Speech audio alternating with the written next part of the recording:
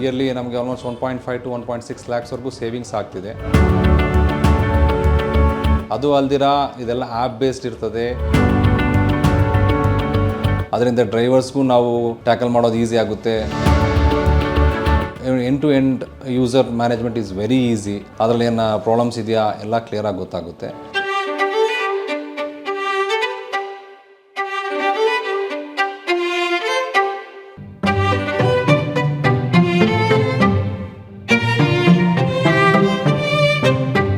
ನಮಸ್ಕಾರ, ನನ್ನ ಹೆಸರು ಡಾಕ್ಟರ್ ವಿಕ್ರಮ್ ಅಂತ.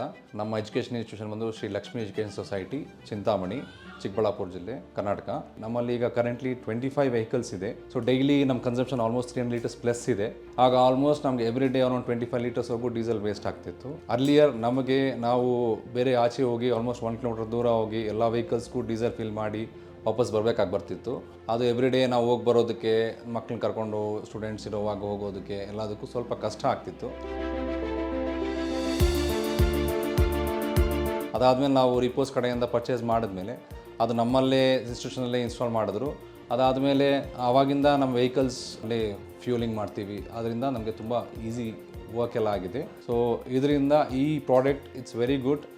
ಎಲ್ಲ ಡೇಟಾನು ಎಕ್ಸೆಲ್ ಶೀಟ್ಸಲ್ಲಿ ಬಂದುಬಿಡ್ತದೆ. ಎಲ್ಲ ಇಂಡಿವಿಜುವಲ್ ವೆಹಿಕಲ್ಸ್ ಫೋನ್ ನಂಬರ್ಸ್ ಹಾಕಿಬಿಟ್ರೆ ಆ ವೆಹಿಕಲ್ ಕನ್ಸಂಪ್ಷನ್ ಮಂತ್ಲಿ ಎಷ್ಟಿದೆ. ಸೊ ಇದರಿಂದ ಥೆಫ್ಟ್ ಆಗೋದಾಗಲಿ ಆ್ಯಂಟಿ ಥೆಫ್ಟ್ ಪ್ರೂಫ್ ಇರ್ತದೆ. ರಿಪೋಸ್ ಅವರ datum almost like mini petrol bunk ಥರನೇ ವರ್ಕ್ ಆಗುತ್ತೆ. ವೆರಿ ಈಸಿ ಇರ್ತದೆ. ನಾರ್ಮಲ್ ಪೆಟ್ರೋಲ್ ಬಂಕಲ್ಲಿ ಹೆಂಗೆ ಇರ್ತದೋ ಯೂಸರ್ ಅದೇ ಥರನೇ ಇರ್ತದೆ. And it's very good.